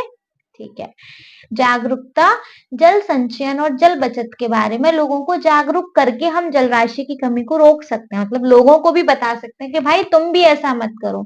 जब हम 4 लोगों को इसके बारे में बताएंगे उससे भी हमारे जल राशि की कमी होने से रुक जाएगी। ठीक है, चल ख वाला देखेंगे बच्चे। नाउ ख वाला वी हैव, इस पाठ में एक छोटे से खंड में जल चक्र की प्रक्रिया को प्रस्तुत किया गया है। उस खंड की पहचान करें और जल चक्र को चित्र के माध्यम से प्रस्तुत करें। भाई दिखाया गया है ना जल चक्र की एक प्रक्रिया पैराग्राफ में, तो उसको भैया उसको यहाँ पे क्या करना है, अब उसकी फोटोग्राफ दिखानी है, उसकी फोटोग्राफ बनानी है। फोटोग्राफ क्या, आपके जो बुक में जो इमेज है इसको ड्रॉ करनी है खुद से। क्लियर? ग वाला है हमारे पास, अपने द्वारा बनाए गए जल चक्र के एक चित्र का विवरण प्रस्तुत कीजिए। भाई आपने जो जल चक्र बनाया है उसको क्या करना है, प्रस्तुत करना है, खुद करेंगे। ठीक है, चलो नेक्स्ट है हमारे पास सृजन। सृजन के अंदर क्या है देख लेंगे। क वाला है, कल्पना कीजिए कि किसी दिन आपके घर में पानी नहीं आया। जस्ट इमेजिन कि आपके घर पानी नहीं आ रहा। आपको विद्यालय जाना है। आपके घर के समीप ही एक सार्वजनिक नल है, मतलब आपको स्कूल जाना है और आपके घर के पास बस एक ही जो मतलब सबका मिला भगत एक नल होता है नहीं गली में, सबकी में लगा होता है एक वो नल है बस, और आपके घर में पानी नहीं आ रहा। आप बाल्टी आदि लेकर वहां पहुंचते हैं और ठीक उसी समय आपके पड़ोसी भी पानी लेने पहुंच जाते हैं, है ना? आप दोनों ही अपनी अपनी बाल्टी पहले भरना चाहते हैं। ऐसी परिस्थिति में आपस में किसी तरीके का विवाद तू-तू मैं-मैं ना हो, यह ध्यान में रखते हुए 5 संदेश बताइए। भैया देखो, जस्ट इमेजिन कि आज आपके घर पानी नहीं आ रहा, है ना? और आपको जाना है स्कूल, आप हो रहे हो लेट, और आप क्या करोगे फिर? जहाँ पानी मिलेगा वहाँ जाओगे, है ना? तो क्या करोगे, आपकी गली में एक नल लगा हुआ है, और वो नल तो सबका है, तो जब भी जैसे ही आप अपनी बाल्टी लेके गए, वैसे ही भाई आपका पड़ोसी भी बाल्टी लेके आ गया, है ना? अब तुम क्या कहोगे उससे ऐसा कि तू-तू मैं-मैं भी ना हो और आप अपना पानी भी भर लो? क्या करोगे? देखो, उसको बोलेंगे पानी बटेगा सबके साथ, हम हैं सब साथ-साथ, मतलब एक ऐसे स्लोगन बनाने हैं, संदेश वाक्य बनाने हैं। पहला हो सकता है पानी बटेगा सबके साथ, हम हैं सब साथ-साथ, ठीक है? सेकंड हो सकता है हम सबका पानी, हम सबका सम्मान, ठीक है? थर्ड हो सकता है प्यास बुझाइए, पड़ोसी का भी धर्म निभाइए, ठीक है? मतलब आप उसको ऐसे बता सकते हो कि वो भी खुश हो के अच्छा ठीक है तू भर ले। ऐसे स्लोगन बना सकते हो ना, इसके अलावा कुछ और स्लोगन आ रहे हो तो बच्चे आप वो बना लीजिएगा। पड़ोसी की प्यास बुझाएँ, प्यार और सहयोग बढ़ाएँ। फिफ्थ हो सकता है पानी की एक-एक बूंद पड़ोसी के लिए भी ज़रूरी है, ठीक है? आप इस तरीके के स्लोगन बना सकते हो और क्या कर सकते हो बच्चे? पानी भर के जल्दी से वहाँ से टपक निकल सकते हो, ठीक है? ख वाला है सूरज, समुद्र, बादल, हवा, धरती, फिर बरसात की बूंदें और फिर बहती हुई एक नदी और उसके किनारे बसा तुम्हारा हमारा घर, गांव या शहर। इस वाक्य को पढ़ के आपके सामने कोई एक चित्र उभर आया होगा। उस चित्र को बनाकर उसमें रंग भरिए। बच्चे खुद से करेंगे, जिसमें सूरज हो, समुद्र हो, बादल हो, हवा बह रही हो, धरती हो, बारिश की बूंदें हो, वहीं नदी हो, उसके किनारे बसा हुआ तुम्हारा हमारा घर, गांव या शहर हो। खुद बनाएंगे ये इमेज, ठीक है? चलो, नेक्स्ट है बच्चे हमारे पास, नेक्स्ट क्या है देखेंगे। पानी रे पानी। नीचे हम सबकी दिनचर्या से जुड़ी कुछ गतिविधियों के चित्र हैं। उन चित्रों पर बातचीत कीजिए जो धरती पर पानी के संकट को कम करने में सहायक है। उन चित्रों पर भी बात करें जो पानी की गुल्लक को जल्दी खाली कर रहे हैं। बताइए जी क्या क्या है? देखो, एक्स्ट्रा नहाना मतलब नहा रहे हैं, इस पे बात करो पहले। आप खुद ही कर लीजिएगा। इस पे हम ही क्या बात कर रहे हैं, देखो कौन सी चीज है जिससे पानी की वेस्टेज हो रही है, उस पे अपने फ्रेंड्स के साथ बात कीजिए, ठीक है? चलो, नेक्स्ट है हमारे पास दैनिक कार्यों में पानी, है ना? इसमें क वाला देखेंगे। क्या आपने कभी यह जानने का प्रयास किया है कि आपके घर में एक दिन भी औसतन कितना पानी खर्च होता है? क्या कभी आपने जाना है कि आपके घर में एक एवरेज एवरेज कितना पानी खर्च हो जाता होगा? अपने घर में पानी के उपयोग से जुड़ी एक तालिका बनाओ। इस तालिका के आधार पर पता लगाइए। मतलब आप एक सूची बनाओ, एक लिस्ट बनाओ कि आपके घर में अंदाज-अंदाज कितना पानी खर्च हो जाता होगा। नंबर 1 आपको क्या पता लगाना है? घर के कार्यों में एक दिन में लगभग कितना पानी खर्च होता है? एक बाल्टी, घड़ा या कोई और बर्तन जिससे माप के आप बता सकते हो। और सेकंड, आपके माँ और पिता या घर के अन्य सदस्य पानी बचाने के लिए क्या-क्या उपाय करते हैं? बच्चे आपको ये काम भी खुद से ही करना है। करेक्ट है। ये चीज़ तो आपको खुद लिस्ट बनानी है कि आपके मतलब किन-किन जगहों पे कितना-कितना पानी खर्च होता है और आपके घर वाले, आपके फैमिली मेंबर पानी को बचाने के लिए क्या-क्या करते हैं। ठीक है? वी हैव क्या आपको अपनी आवश्यकता अनुसार पानी उपलब्ध हो जाता है? यदि हाँ, तो कैसे? यदि नहीं तो क्यों? बच्चा आपको बताना है कि आपको जितनी ज़रूरत है, आपको उतना पानी मिल जाता है? हाँ, तो कैसे मिल जाता है? घर में कुछ लगा हुआ है या मतलब किसी और वजह से आपको जितना पानी की ज़रूरत है उतना मिल रहा है और नहीं मिल रहा तो क्यों नहीं मिल रहा? सारे आप रीज़न यहाँ मेंशन करेंगे। ठीक है? ग वाला वी हैव आपके घर में दैनिक आवश्यकताओं की पूर्ति के लिए पानी का संचयन कैसे और किन पात्रों में किया जाता है? आपको जो डेली एक्टिविटीज हैं जिनमें पानी की जरूरत होती है उनको इकट्ठा करने के लिए आप किन-किन बर्तनों में पानी भर के रखते हो? मेंशन करना है, खुद से करेंगे। ठीक है? जल सुविधा के रूप में जन सुविधा के रूप में जल। नीचे दिए गए चित्रों को ध्यान से देखिए। ठीक है जी, ध्यान से देख लिए। इन चित्रों इन चित्रों के आधार पर जल आपूर्ति की स्थिति के बारे में बताइए और अपने साथियों के साथ चर्चा कीजिए और उनका वर्णन कीजिए। भैया बताना है कि जल आपूर्ति मतलब कैसे कर रहे हैं ये लोग, क्या कर रहे हैं, उसका अपने फ्रेंडों के साथ क्या करना है, डिस्कशन करना है। नेक्स्ट देख लेंगे। नेक्स्ट क्या है, बिन पानी सब सून। ठीक है, इसके क वाले में देखेंगे। पाठ में भूजल स्तर के कम होने के कुछ कारण बताए गए हैं, जैसे तालाबों में कचरा फेंक कर भरना आदि। भूजल स्तर कम होने और क्या-क्या कारण हो सकते हैं पता लगाइए, कक्षा में प्रस्तुत कीजिए। इसके लिए आप अपने सहपाठियों, शिक्षकों और घर के सदस्यों की सहायता भी ले सकते हैं। खुद ही करेंगे बच्चे इसको, क्या कर सकते हैं इसमें? तो भी बच्चे खुद ही करेंगे। ख वाला है, भूजल स्तर की कमी से हमें आजकल किन कठिनाइयों का सामना करना पड़ रहा है? हमारा जमीन के अंदर पानी कम हो रहा है, तो इसकी वजह से हमें क्या-क्या कठिनाइयाँ मिल रही हैं? पानी नहीं आ रहा, पीने का पानी कम पड़ रहा है ना? मतलब हमारी ज़रूरतें पूरी नहीं हो पा रही है पानी को लेकर। बहुत सारी ऐसी चीज़ें, ये आप खुद से करेंगे बच्चे, ये सारे क्वेश्चन ऐसे हैं सिर्फ समझाने के, तो मैं आपको समझा के जाऊँगी, आप इनको अपनी भाषा में खुद लिखेंगे। ग वाला है, आपके विद्यालय, गाँव या शहर के स्थानीय प्रशासन द्वारा भूजल स्तर को बढ़ाने के लिए क्या-क्या प्रयास किए जा रहे हैं, पता लगा कर लिखिए। भाई, आपके जो स्थान के आस-पास जो प्रशासन है, वो ज़मीन के पानी को बढ़ाने के लिए क्या-क्या कर रही है? आपको क्या करना है बच्चे? पता लगाकर लिखना है। ठीक है? नेक्स्ट देख लेंगे, यह भी जानें। यह भी जाने में क्या है भैया? वर्षा जल संग्रहण, वर्षा के जल को एकत्र करना और उसका भंडार करके बाद में प्रयोग करना जल की उपलब्धता में वृद्धि करने का एक उपाय है कि भाई बारिश के पानी को इकट्ठा करो, उसके भंडार को बाद में पूरा मतलब यूज कर सकते हो। इस उपाय द्वारा वर्षा का जल एकत्रित करने को वर्षा जल संग्रहण कहते हैं। वर्षा जल संग्रहण का मूल उद्देश्य यही है कि जल जहां गिरे वहीं एकत्रित कीजिए, है ना? तो वर्षा जल संग्रहण की एक तकनीक इस प्रकार है। छत के ऊपर वर्षा जल संग्रहण, इस प्रणाली में भवनों की छत पर एक एकत्रित वर्षा जल को एक पाइप द्वारा भंडारण टंकी में पहुंचाया जाता है। इस जल में छत पर उपस्थित मिट्टी के कण मिल जाते हैं, अतः इसका उपयोग करने से पहले इसे स्वच्छ करना आवश्यक है। मतलब ये सारी चीजें कि हम वर्षा के जल को कैसे इकट्ठा कर सकते हैं। ठीक है, चलो नेक्स्ट है, आप इसको देख लीजिएगा, आज की पहेली, आई थिंक ये लास्ट है। ठीक है, जल के प्राकृतिक स्रोत हैं, स्रोत क्या बोलती मैं, स्रोत हैं वर्षा, नदी, झील और तालाब। दिए गए वर्ग में जल और इन प्राकृतिक स्रोतों के समानार्थी शब्द ढूंढिए। वर्षा का भाई समानार्थी शब्द ढूंढना है ना? ढूंढेंगे तो देखो, वर्षा का इसी में है बारिश, मेघ। नदी का है प्रवाहिनी, तटनी, तरंगिणी।